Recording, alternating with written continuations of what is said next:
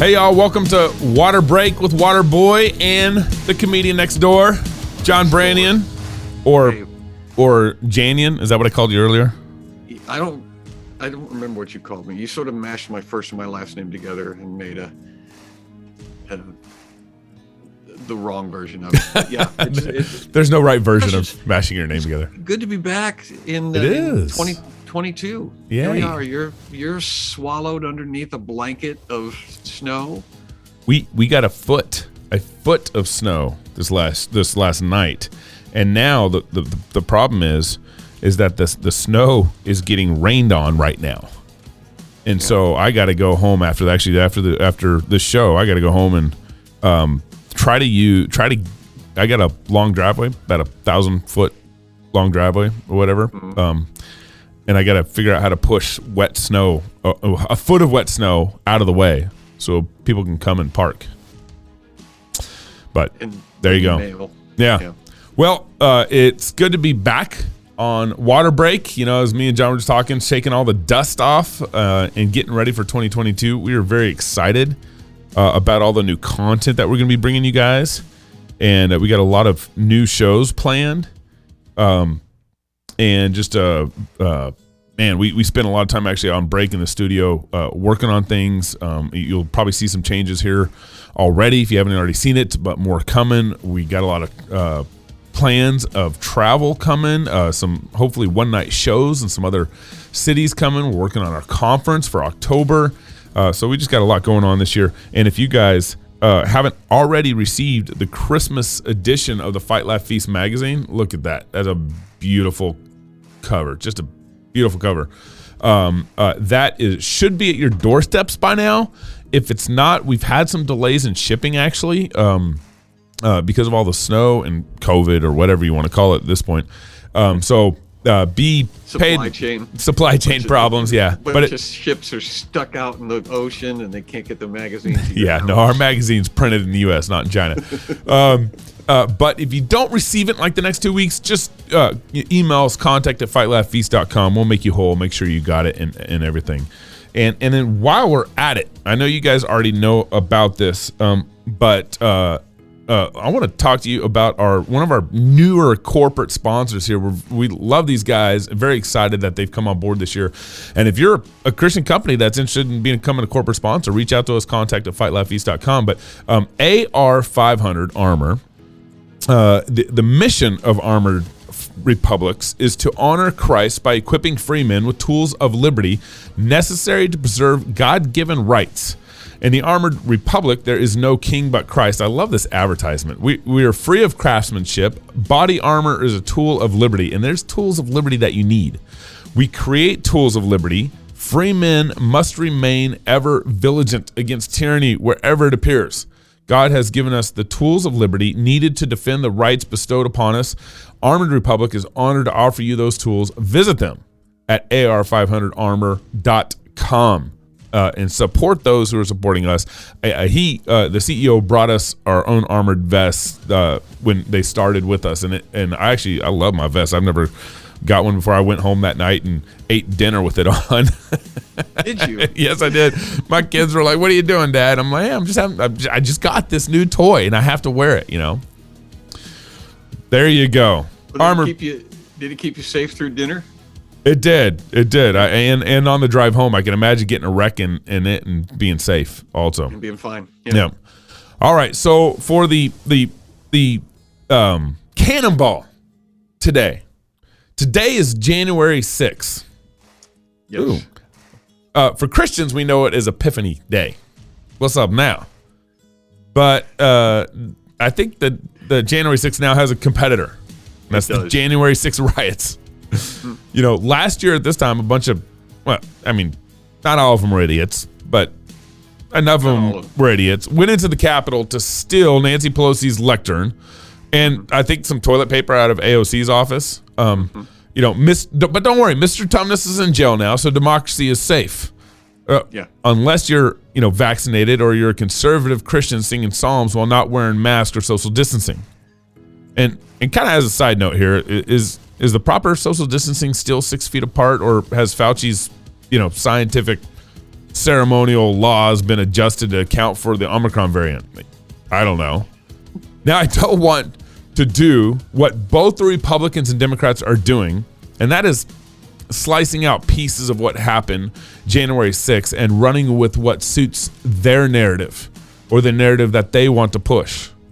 What happened on January 6th is more complicated than what I think both sides want to admit.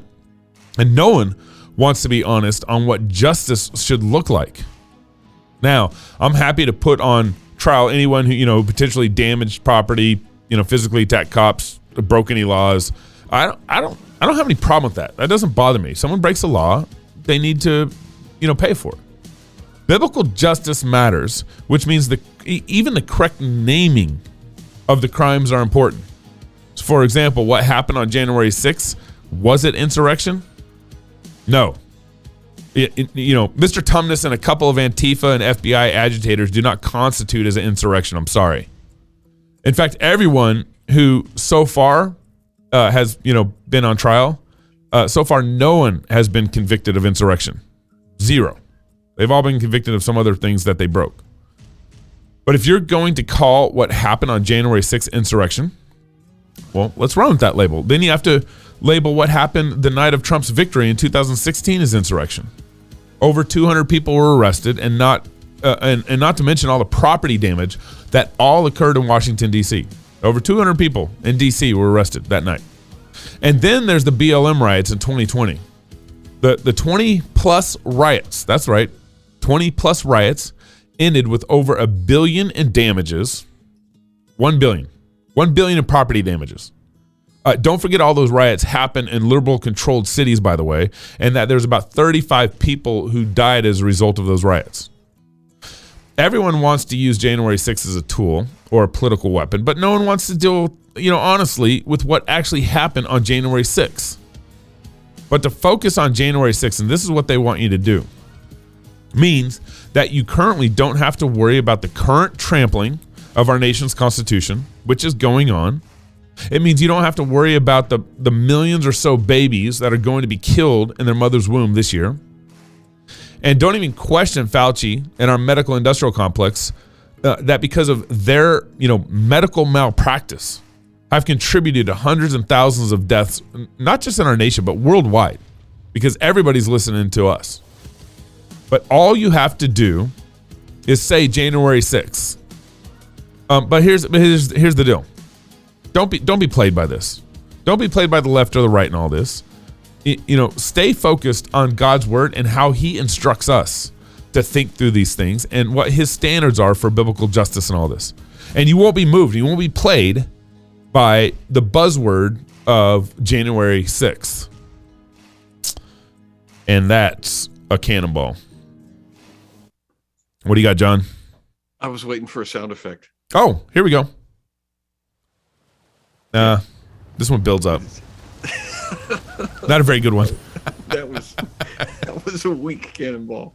Here's the thing, Gabe. I wonder if we can't use the mainstream legacy media, whatever you want to call it, if we can't use the media as sort of an indicator for what we don't have to pay attention to. Like you could watch the mainstream news cycle, and everything that they mention, can we safely conclude that all of it is just a distraction from the important stuff that's actually going on as long as Biden is president? And so anything that they mention, we can go, okay, I guess I don't have to think about that because they want me to think about it. Therefore, it's something that's probably not true. Right. Yeah, and I think that's exactly right. And we're letting the mainstream media, basically collect a narrative that they want to construct for us. And you saw that especially with the COVID pandemic. I mean, the narrative that they crafted with the COVID pandemic, with Fauci and with big tech and with NIH, because they were all involved with crafting that narrative. I think YouTube was deferring to CDC for the standards of what constitute, good medical information or bad medical information, and what they would, allow on YouTube and what they wouldn't. So the government was working with private industry about what constituted basically free speech on their own platform. Right. Now, if Facebook is still doing it, and Facebook still puts a little thing. CDC, that's right, CDC. Yeah. Now, I don't have a problem with YouTube, allowing whatever they want on their platform or not. But if you're working with the government to define what's acceptable, well, then, that's kind of fascism. That's kind of, what we would call government and big business together is also fascism. Yeah. Well, we have no problem with people saying whatever it is that they want to say. That is the right. We have the right to do that. You have the right to say whatever lie you want to say. But the onus is, and you alluded to this, the onus is on Christians to discern what's true and what's not true. And the only thing that is guaranteed to be true is the words that are uttered by Almighty God, and everything else is suspect. And as we're parsing through this, we need to be able to go, okay, well, this is a thing that is not true. Therefore, I should not allow it to affect the way I live. And I think almost 100% of the stuff that we get from media is now not true. Yeah. So we can discard it. I'm with you on that. And I think that's how you know as a Christian that you're being pushed and maneuvered when news and media and what's going on out in the world, or what lies are being told out in the world, whatever's going on, it impacts you more than the Bible, than the scriptures, then you're being played. You're part of the pawns in the game that they're crafting for us. Yeah. So anchor on God's word, anchor on the rock. Don't let the narrative of the world push you around and make you make decisions. You make decisions based off God's word, and that's where you stand and look at the rest of the world. It's funny to me how many Christian people are still kind of surprised and kind of outraged when the world doesn't say true things. There's still a fair number of people in the church who are both surprised and still offended when godless people do godless things. Yeah. And they're like, well, what about our rights? What about our freedoms? And it's like, yeah, but if you're expecting godless people to be ethical and moral and to say the truth, that's not going to happen. That's like trying to get blood from a stone. And so save yourself the grief of and the anxiety of complaining about it, and just go, yeah, I'm going to tune them out. I'm going to spend no time feeling about them anything. That's right. Because they don't deserve it. That's right. Okay. Now, John, speaking of fake news, because we're kind of talking, basically mainstream media's fake news at some level. I want to jump into our segment on news even John Branyan can trust. And I got to get my country music background going on. And I still got to say, Gabe, that I'm not sure that I can trust this segment yet. It's still new enough that I'm still, I'm holding out my final proclamation. All right. Well, but this is real news, though. It's been verified. It's been confirmed. So yeah, man. Well, I guess you could be the old. Got done saying you can't believe anything in the regular media. We just finished saying that. How do I segue then, John? I mean, you just where do I go? That's fine. All we need is a caveat. This came from the media, and so it's as real as it can possibly be from that source. Well, and to be fair, I pull pretty much all of this unless I find another article here and there from Not the Bee. And we trust Not the Bee guys. We like Not the Bee guys. So, all right. Okay. So a major civil rights victory happened in Quebec. Quebec's in Canada. The francophone, nation of Canada. Quebec. They'll like that. They're their own nation. And they will now allow residents to walk their dogs at night so long as they remain within 1 kilometer of their home. Get out of here. Dead serious. So that happened. That went into effect on December 31st. So I think it was a Happy New Year thing for them. But how far is 1 kilometer? I can think. Is that a mile? It's less than a mile. Is it? Yeah, it's less than a mile. Like how much less? Like an eighth of a mile, half a mile, quarter of a mile? I don't know. The metric system. We're never going to convert to the metric system. I know. We're revealing our metric ignorance here. Yeah. But this is a curfew. Okay, the Providence said that between 10 p.m. and 5 a.m. the hours covered by the most recent curfew. So that's apparently they got to go in a house before 10 p.m. Quebecers can take their dogs out with a radius of no more than 1 kilometer from their permanent or temporary residence. So, I always go immediately to how do you police this? Is this a thing where you go out, you've got a That's funny. You've got a 1 mile like rope or 1 kilometer rope that you attach to your front porch? I think they stop you. I think they actually if they see you walking, they'll come and talk to you and say, where's your home of residence? Where's your house? Where did this walk originate? Yes, and then they'll ask for your address. Yeah. And so John, I'm different from you. You go to, you resort to how do they police this? I resort to how can I fudge the rules? Right. So can I walk with a tent? What I'm doing too. Can I walk with a tent in my backpack? Temporary residence. I'm living in it. What if you live in your car? Yeah. What if you build or construct like a hat that is kind of like a tent on top of you, and so you can kind of just like walk inside your tent with your dog all over the place? Mm-hmm. What if you give your dog a different residence than your own? Ooh, because who knows where he identifies his residence? Right. Well, are you talking to me, or are you talking where my dog lives? Well, where does your dog live? You can just point to whatever house happens to be nearby and say my dog lives there temporarily. Yeah, temporarily. Or you could get a red wagon and pull the doghouse behind you while you're walking him. There are a lot of options. So to our friends in Quebec, you're welcome. Yeah. We're helping you out. We'll help you. It is stunning to me that this is a freedom. Are they supposed to celebrate? Are they supposed to say thank you? Yeah. Is this a thing that the politicians are going to run on? We got you a whole kilometer for walking your dog last year. Well, apparently charge again. Apparently this went into effect on December 31st, so they're trying to get people all excited for the New Year's celebration or whatever in their house or 1 kilometer away with their dog or something. I don't know. All right, so the states with the highest percentage of outbound moves have something in common. What do you think? What do you think all the states, the outbound moves? I'll go through the data here in a minute. California. Oh, okay. Well, all right. California was number 1. What's number 2? Probably another one on the West Coast. Probably. It might be New York. Yes. Nice. New York, number 2. Okay. This is getting a little harder. What's number 3? Okay. This is net domestic migration by state. So basically, how many citizens are you losing versus how many people moved in?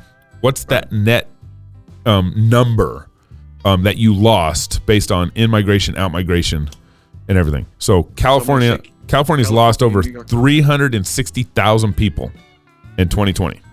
360,000 intelligent people. And actually the data goes from July 1st, 2020 to July 1st, 2021. So it's July. So California's lost over 360,000 people. New York has lost over 350,000 people. And what's number 3, John? I'm gonna guess it's another liberal state. I'm gonna say, is it Washington State? Ooh, man, no. Washington is last on this list. Okay, but it is on the list. But it is on the list, but it's last. Actually, Washington, like last. They only lost 29 people. So 29. Surprising, but that's because Facebook and Amazon have moved headquarters up there in Seattle. So I think they've had enough pull and enough basically money attracted people to move in, despite you got to have a vax to go to a restaurant now or something in the city of Seattle. So number 3 would be, is it Illinois? Oh, you killed it. You nailed it. Illinois. Yeah, because their mayor is so horrible. Illinois had lost 122,000 people Then it goes to Massachusetts with 46,000 people they lost. Louisiana. So Louisiana is actually on this list, 30,000 people. New Jersey, D.C., Maryland, Minnesota, Hawaii, Virginia, Michigan, North Dakota lost 6,000. Kansas lost 5. Mississippi lost 4,000. Alaska lost 3,000. Nebraska, Pennsylvania. So kind of the bottom states are kind of like the 2,000 to 5,000 range and everything. But what's kind of the common denominator with, a majority of those states? John? Anybody? John? They're, well, except for Alaska, they're controlled by leftists. That's right. The ones that lost the majority. Yeah. Yep. And all right, now on those who gain more than lost, okay, the states that gain more than lost, you had Florida at number 1 with 220,000 people, right. Texas at number 2 with 170,000 people, Arizona, North Carolina, South Carolina, Tennessee, Georgia, Idaho, Utah, Nevada, Oklahoma, Alabama, Montana, Arkansas, and then finally you get to Maine. But I think Maine still has a Republican governor. Missouri, Indiana. Does Indiana have a Republican governor? Indiana? Yeah. No, Holcomb I don't think is a Republican. At least he doesn't act like a Republican. Okay. Well, you guys got 14,000 people in migration, new people into Indiana, and everything. So that's the states with the highest percentage of outbound moves. That's news you can trust, John. Lastly, a new French law will require. This is just ridiculous. Car ads to promote walking or cycling.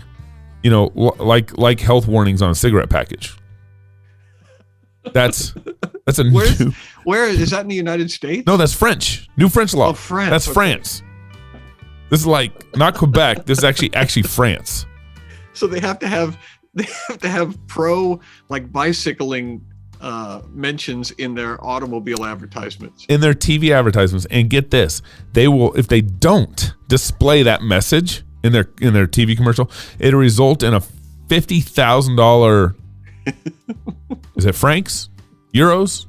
They use euros.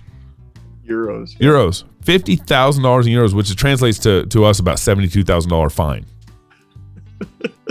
for not promoting walking. I like when news that can trust gets John Brannian to laugh. Well, we were talking before the broadcast about how it's insane now that the real news is a parody itself. Yeah. It's almost impossible to write comedy about current events because current events are comedy in themselves. That's a sketch. Yeah. If you're making advertising, people who are spending hundreds of thousands of dollars to advertise their product have to undermine that product. Yep. We want you to buy our car, but before doing that, please give some serious thought to buying a bicycle or a horse before you get a horse. Though a horse probably releases the wrong kind of carbon emission still. You probably can't say horse. We would like you to think about buying the 2022 model of automobile. Schwinn. But first, have you thought about a horse? Now let's go through the benefits of owning a horse. Let's go through the benefits of walking.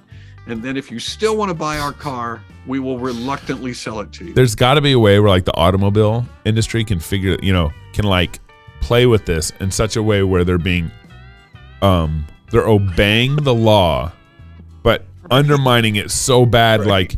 Hey, you should think about, buy our automobile, or, the law requires us to tell you to buy a horse or a bicycle, but our automobiles have 220 horses. Right. Well, I would definitely, if I was a French automobile manufacturer, I would definitely look at that law and specifically find out what the parameters are. And then, yes, I would love to produce a commercial where it's got somebody on a bicycle, they're riding along on a bicycle, and then my car goes by and just splashes mud all over them on the way past. Or have the car like veer the bicycle off the path or something, or get off the road. This is our Spook road. the horses. Yeah, it's like you can come up behind a herd of horses and honk. Watch these 220 horses that you can't control. We have 220 horses that you can control with your foot. There's a bicyclist and a guy in an automobile side by side, going down the road, and the bicyclist is like, they go through a cloud of insects, and the bicyclist has just got a mouthful of bugs, and the guy just turns the windshield wipers on the car. Yeah. I mean, there's got to be a way that you could effectively obey the law, but make it look bases. so bad. Right. And that's, man, if I had some marketing dollars across politics, we could film some of those clips and use them for and marketing. Sell them to the French automobile manufacturers. Totally. That's great. We got to do it anyway. That's great. We got to make them anyway, and put a little money in the coffers. Yep. All right, guys. Hey, we got more coming up on the Sunday special, actually talking about the Capitol riots. So tune in for that. Don't miss it. We got a good interview coming from some sort of conservative in the some sort of conservative pastor in the United Methodist Church. So tune in at Sunday night, 7 p.m. Pacific time. John, what do you got coming up next week on The Comedian Next Door? Next week on The Comedian Next Door? Yes. We are talking about, we just recorded it, and now I don't remember what it is. We've been talking about being careful with words for the past couple of weeks, and how we live in a culture now that is not careful with words, and people tend to speak in platitudes. And as a result, we had a short story of a guy who said, he used the phrase, "I've got bigger fish to fry," in reference to, this was a pastor saying, "I've got bigger fish to fry," in reference to getting ready to do a funeral for a member of the church. Right. And so we were talking about how he meant to say, "I'm overwhelmed. I've got a lot on my plate right now." Right. But he said, "I've got bigger fish to fry," and we have to be careful with our words. Yeah. So we're talking about that. That's not very sensitive. No. But he would be shocked if you were to say that. If you were to say, "What do you mean you got bigger fish? There's more important things than this guy's funeral?" He'd go, "No, that's not what I meant." Yeah. Right, but that's what you said. Yeah. So. Well, very good, man. Well, always good to see you. And everybody else who's going to tune in to next week with what's going on in Comedian Next Door and our Sunday special, we appreciate it. Make sure you guys share the show. That's a real currency for us. Send the podcast to your friends. And so thanks for your friends with it. Yes, bother them a little bit. Annoy them. So thanks for tuning in. Until next time, go love God and fight, laugh, and feast. This is The Water Break.